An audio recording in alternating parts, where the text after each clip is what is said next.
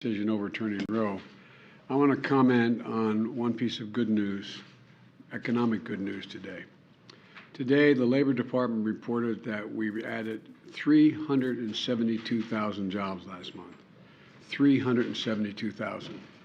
Here's why it's important. Our private sector has now recovered all of the jobs lost during the pandemic and added jobs on top of that. We have more Americans working today in the private sector than any day under my predecessor, more today than any time in American history. Today. In the second quarter of this year, we created more jobs than any quarter under any of my predecessors in nearly 40 years before the pandemic. Think about that.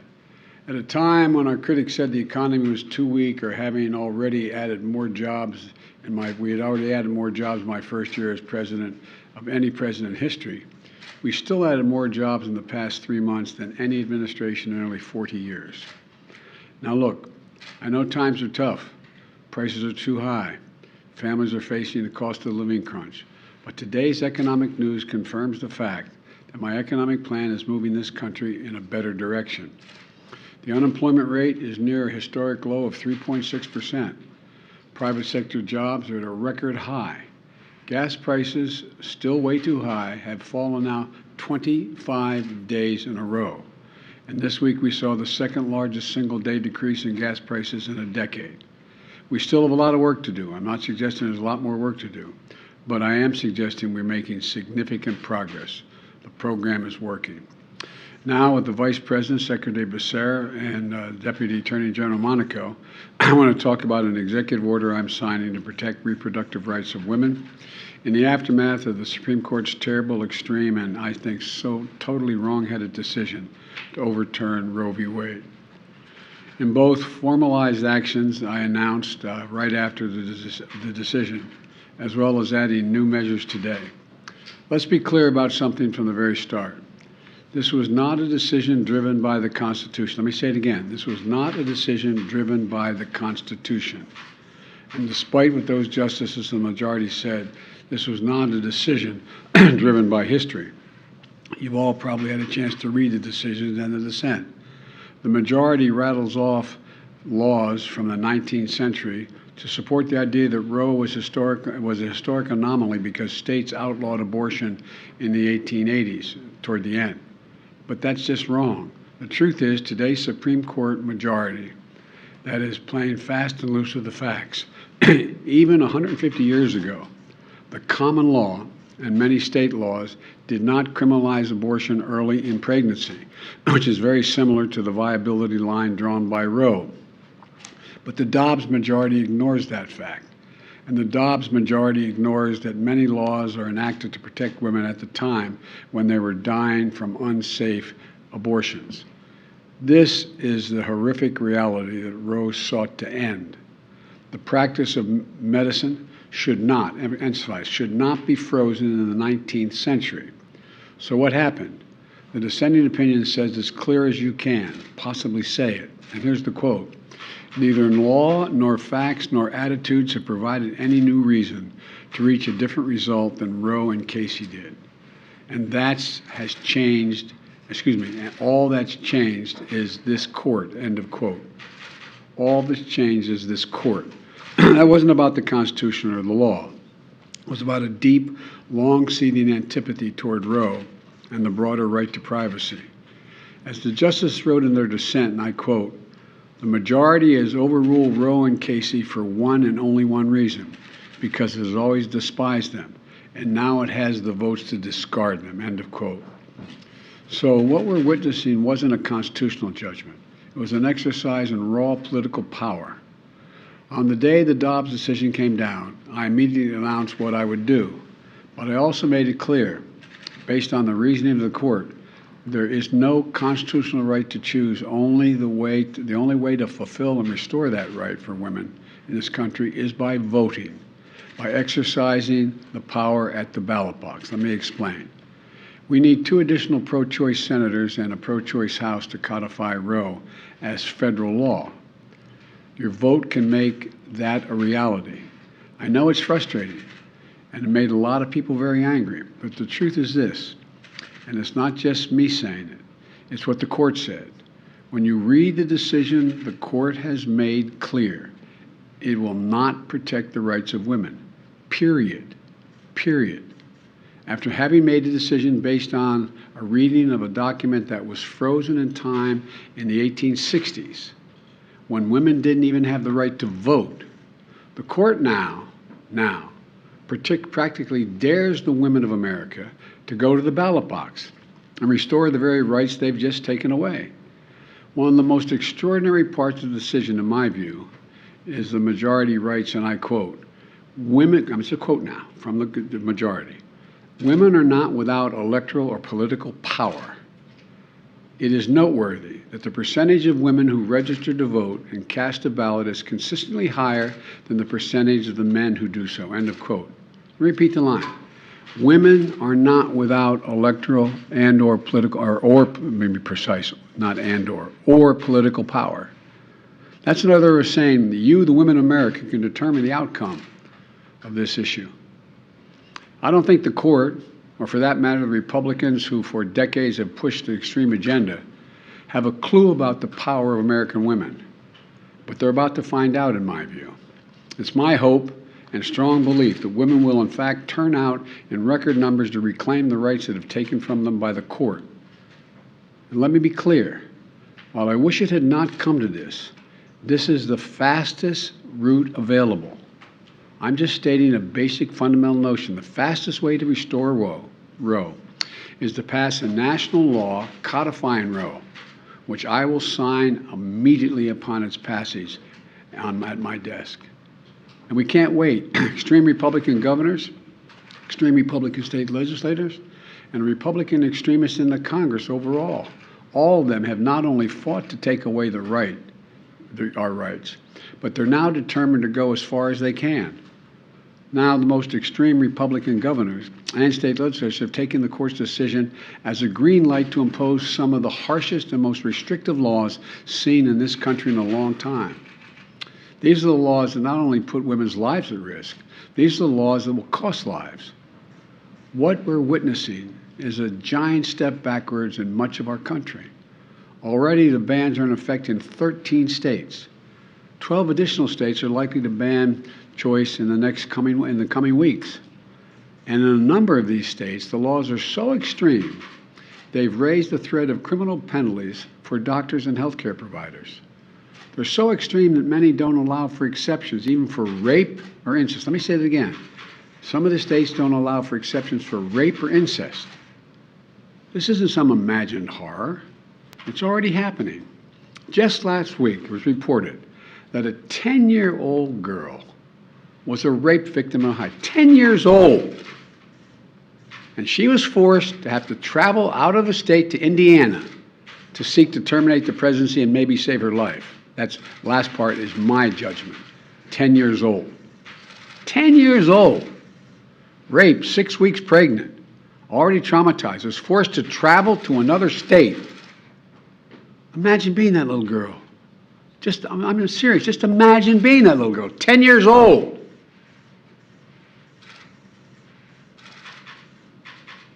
Does anyone believe that it's Ohio's majority view that that should not be able to be dealt with? Or in any other state in the nation? A 10-year-old girl should be forced to give birth to a rapist's child? I can tell you what I don't. I can't think of anything that's much more extreme. The court's decision has already been received by Republicans in Congress as a green light to go further and pass a national ban. A national ban. Remember what they're saying. They're saying there's no right to privacy, so therefore it's not protected by the Constitution. So it's left up to the states and the Congress what they want to do. And now my Republican friends are talking about getting the Congress to pass a national ban in the extreme positions that they're taking in some of these states. That will mean the right to choose will be illegal nationwide if, in fact, they succeed. But let me tell you something. As long as I'm president, it won't happen, because I'll veto it. So the choice is clear. If you want to change the circumstances for women and even little girls in this country, please go out and vote.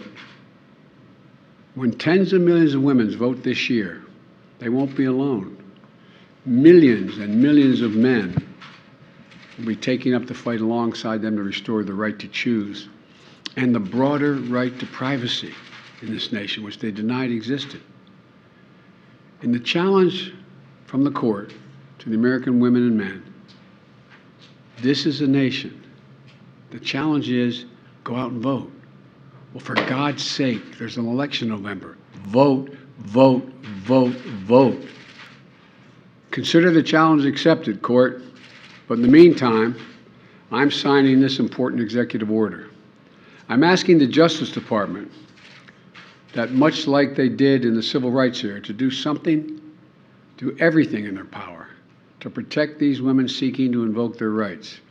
In states where clinics are still open, to protect them from intimidation, to protect the right of women to travel from state that prohibits seeking the medical attention that she needs to a state to provide that care, to protect the woman's right to the FDA-approved, the Federal Drug Administration-approved medication that's been available for over 20 years.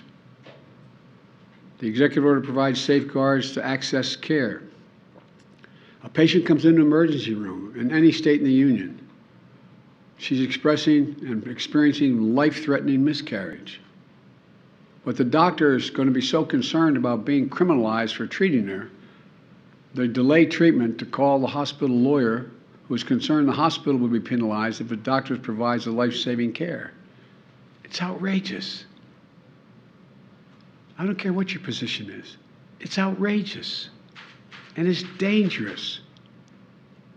That's why this executive order directs the Department of Health and Human Services, HHS, to ensure all patients, including pregnant women and girls, experiencing pregnancy loss, get emergency care they need under federal law, and the doctors have clear guidance on their own responsibilities and protections, no matter what state they're in.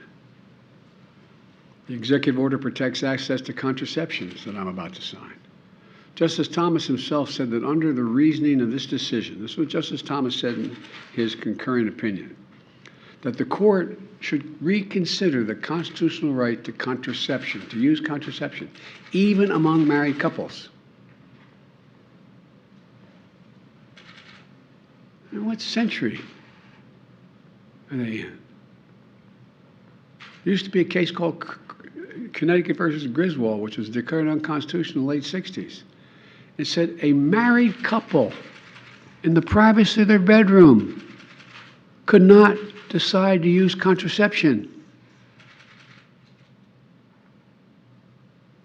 Right now, in all 50 states in the District of Columbia, the Affordable Care Act guarantees insurance coverage for women's health services, including free birth control. The executive order directs HHS to identify ways to expand access to reproductive health services, like IUDs, birth control pills, emergency contraception. And equally important, this executive order protects patient privacy and access to information, which, looking at the press assembled before me, probably know more about it than I do. I'm not a tech guy, I'm learning. But right now, when you use a search engine or the app on your phone, companies collect your data. They sell it to other companies, or they even share it with law enforcement. There's an increasing concern that extremist governors and others will try to get that data off of your phone, which is out there in the ether, to find what you're seeking, where you're going, and what you're doing with regard to your health care. Talk about no privacy. No privacy in the Constitution. There's no privacy. Period.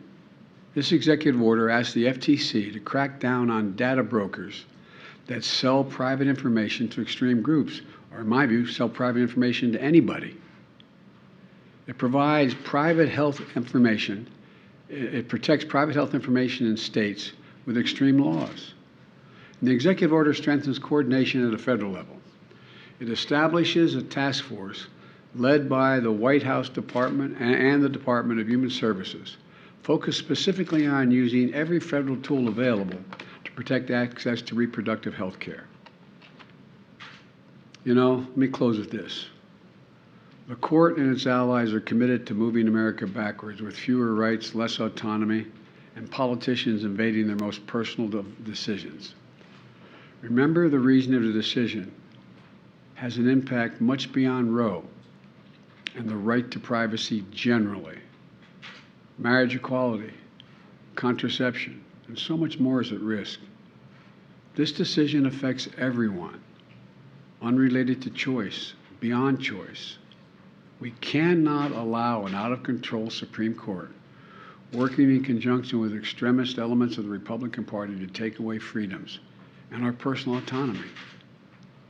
The choice we face as a nation between the mainstream and the extreme, between moving forward and moving backwards, between allowing politicians to enter the most personal parts of our lives and protecting the right of privacy. Yes, embedded in our Constitution. This is a choice. This is a moment, the moment to restore the rights that have been taken away from us, and the moment to protect our nation from the extremist agenda that is antithetical to everything we believe as Americans. Now I'm going to sign this executive order.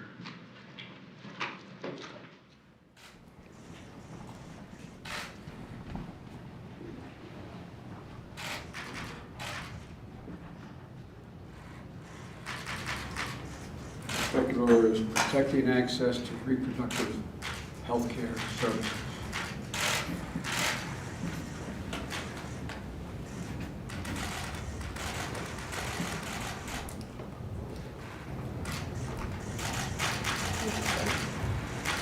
Mr. President, what does Prime Minister Abe's death last night say about the security situation in Japan? And can you give us an update on your thinking about lifting China tariffs, please? Let me,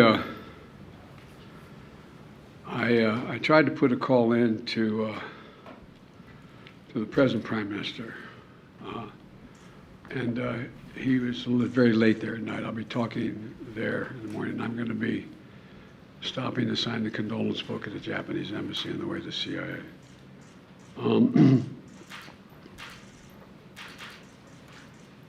This hasn't happened in Japan in decades and decades.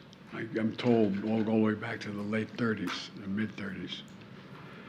And it's a homemade weapon. I've only seen a photograph of it. The Justice Department is going to be going in and giving me more detail later as they find out the detail. But the fact is that one thing did get my attention, that this is the first use of a weapon to murder someone in Japan. And I think we have thus far have 3,000, I won't hold me to the number, 688, or I mean, between 3,000 and 4,000 cases. They've won. And so, but we're going to learn more about, as time goes on, about motive, about the whole. But Japan, Fumio, the present Prime Minister, is a very solid guy. Japan is a very, very stable ally, and I do not believe it's likely to have, but I don't know yet, likely to have any profound destabilizing impact on Japanese security or Japanese solidarity. Thank you all so very much. Mr. President, can I ask you about privacy? And China tariffs as well, sir. Can you just give us your thoughts on lifting China tariffs? I haven't made that decision. Going through the morning. Would you recommend women stop using apps that track their health?